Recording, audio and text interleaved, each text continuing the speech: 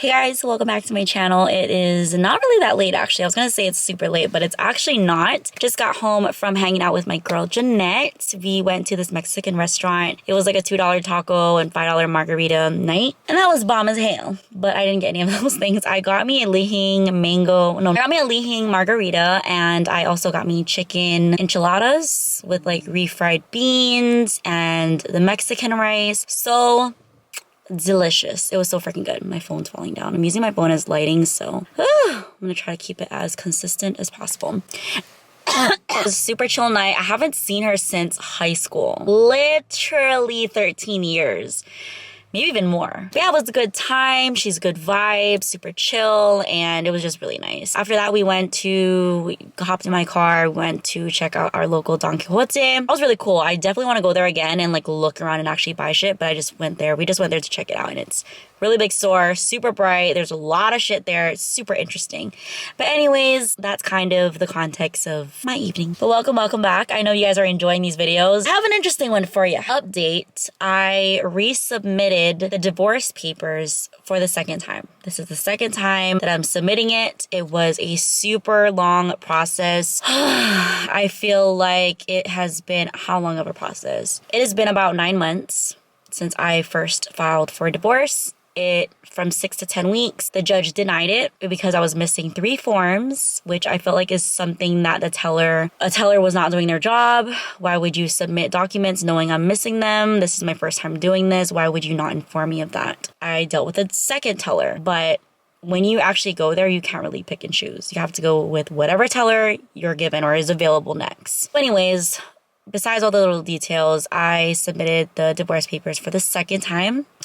I am praying that this time around it gets approved, but also God's plan. You know, instead of being anxious, instead of being worried, it's another 6 to 10 week wait. And then the judge is going to decide if he or she wants to approve or deny the divorce. I'm praying that it gets approved because the process sucks. This is an uncontested divorce, so it's the most simplest forms of divorce, but yet it's so fucking complicated, so expensive, so time consuming. Like, I don't have all the time in the world to be going to the office, the courthouse. You want a lot of copies of all the forms. That's also super expensive to make copies unless you make copies at freaking home. But I'm not gonna go back and forth to the courthouse and home. Like, I'm just not gonna do that. And mentally, emotionally, it's so draining. It's so freaking draining, and I'm at a point where I'm so over it. And it sucks, and I just want this to be done. I have yet to change my last name on my social security card, my driver's license, all these other things that I need to change afterwards. I still need to do that. So really, I'm not even gonna stress it. I'm not gonna worry about it. I'm not gonna rush anything. God's timing. God is working. I'm putting and leaving everything in God's hands. I submitted those papers. I'm hoping. I'm gonna be very hopeful that it gets approved this time around. My lighting is going away, y'all. Oh my God. Let's talk about it. Every time I mention dating, my videos get some views and some attraction. I'm not dating. Just so we're clear. I am not dating anybody right now. I'm not talking to anybody right now. I am very much done. I was done in December, had a little situationship in January, and then I just kind of dated around in a sense of just like talking, going out, hanging out with guys, getting to know them in February, but that got cut off real quick. Dating, I don't want to date right now. Like, dating is the last thing on my mind right now. Focused on finalizing this divorce and saving up money, getting money, focusing on getting my ideal body, reaching my fitness goals, my health goals, saving up money, investing money, just continue to figure myself out. Dating is a huge distraction, and I definitely was not ready to date. I don't know why I dated. Don't know why. But here I am, free as a motherfucker. I'm not worried about somebody lying to me, somebody playing in my face, embarrassing me. I don't need to worry about any of that shit. It feels really good. I don't have any soul ties to not be involved with anybody, having to wait around for anybody's texts, revolve my life around them, using my free time for them. Like, it's so crazy to think that like that's what I was doing. No, thank you. Not dating. And I'm very happy that I'm not, because I know exactly what I want. And if it's not that, I don't want it. I feel like a lot of people too, a lot of guys are all talk. They're truly all talk. They will sell you the fucking dream and go ghost. You know what? Some guys sometimes they're scared. They're scared of commitment. They're scared of someone they feel like is out of their league. They don't know if they can take on a strong woman that speaks up for herself, stands up for herself. They know they don't want to put in the work. For all kinds of reasons, people go ghost. So normal. But it's pretty fucked up because I feel like you should communicate your reasoning for why you no longer want to date the person or see the person. But that's just how some people are, and you just have to fucking rock with it because what else can you fucking do? So right now, me and the person that I was married to, we are cordial.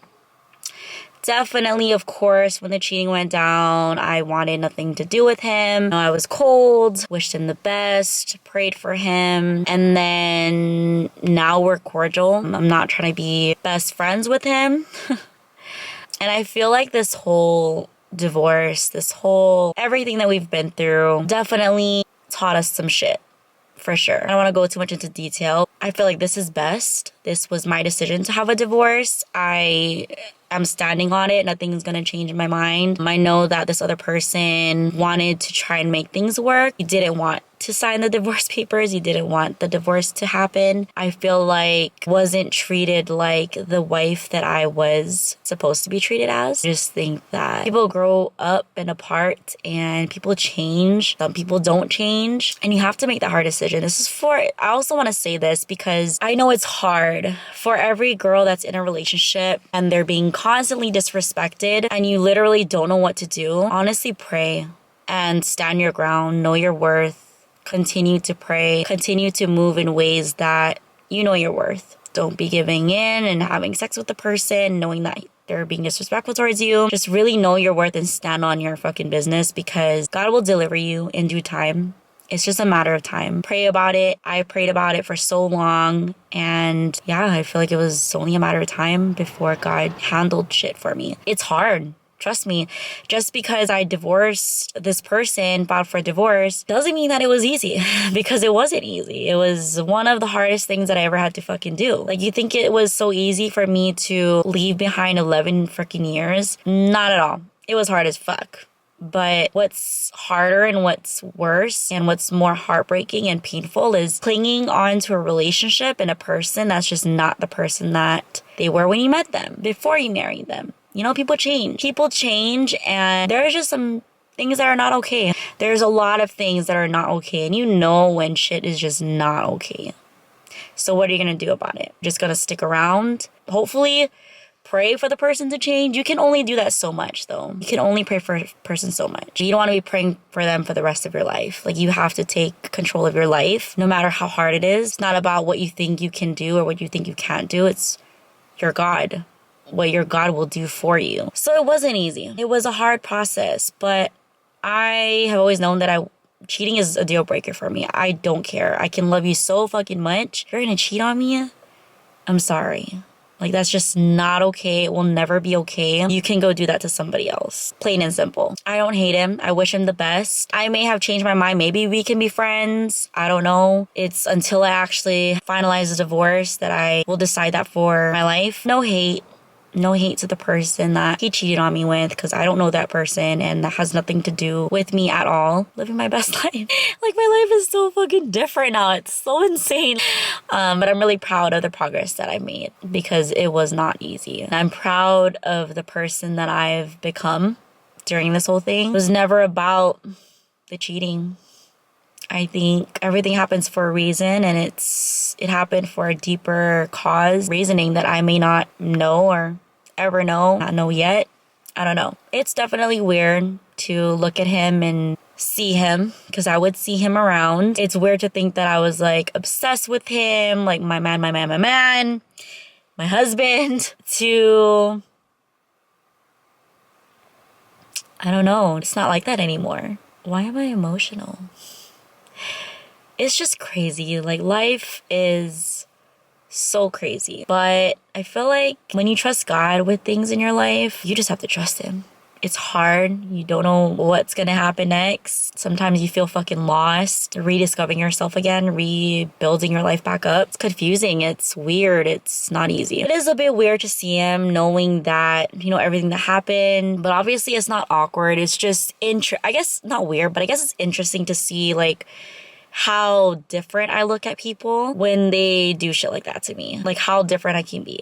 How, like, people look different, right? Once they disrespect you, once they do some foul shit to you, like, you see them different. I don't know about y'all, but I see people so differently. And it's not a bad thing, but life is moving forward. Regardless of what happens, life continues to go on. Because I know I get asked that. Like, how do you feel about everything now? I'm glad that it happened. I feel like it needed to happen. Otherwise, I wouldn't have changed. I wouldn't have grown. I wouldn't have discovered my current self. I can't see my life being like that ever again. Dating is a trip.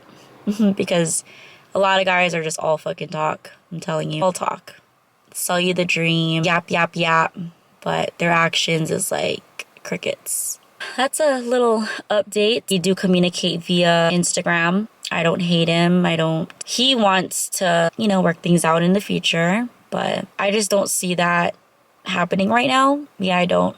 So much things that I need to take care of in my own life and within myself. Things that I want to attain in this lifetime, can barely manage myself. So to manage a whole ass relationship, to rebuild another, I don't know. I just cannot see that. I guess that's it. I wanted to update you guys.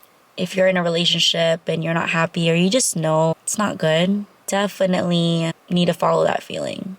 And follow that gut feeling. And me and this person, we had conversations, and I feel like we need to have more conversations about this, even though it's super relevant. But no, we don't actually need to have conversations about that. I take that back. But we've had conversations about some of the assumptions that I made and the gut feelings that I had. They were all valid. It checked out, bitch. It checked the fuck out. All of my intuition, all of my gut feeling, he verified that what I was thinking, what I was saying, what I was calling him out on was all true. So that's a reminder to all of y'all out there watching this video. Trust your gut. You're not fucking crazy. You're not fucking delusional. When you know deep down something's off, something's going on, something's not right, take that. Take it all, accept it, and may it soak into your brain. You are not crazy. That shit is legit. As mind-boggling as it is, know that your gut is right. All the fucking time. So I have to say that. Trust your gut. Trust your gut. Follow your heart. Stand on business. I will forever say that. It doesn't matter about your history. It doesn't matter how many kids you have with the person. Like, you just know it ain't right. And if you know it's not right, what are you doing? Clinging on to somebody that you have to counsel. You have to coach them. You have to baby them. You have to remind them of the fucked up shit that they've done to you. For what? They don't give a fuck. People know exactly what they're doing to you. You don't gotta make excuses for it. You don't have to justify it. People know exactly what they're doing to you. And it's up to you on what the fuck you want to do with that. Seriously, create your life. Write your story. Don't let no man define who you are as a person. Control your life. Affect your life. When you know something's not right, it's not right. Period. Don't try to paint another picture. Don't justify it. I hope you guys enjoyed this video. If you did, give it a thumbs up. Subscribe for more videos. I love y'all. Thank you guys so much for tuning in. Take care. God bless. I'll see you in my next video. Mwah.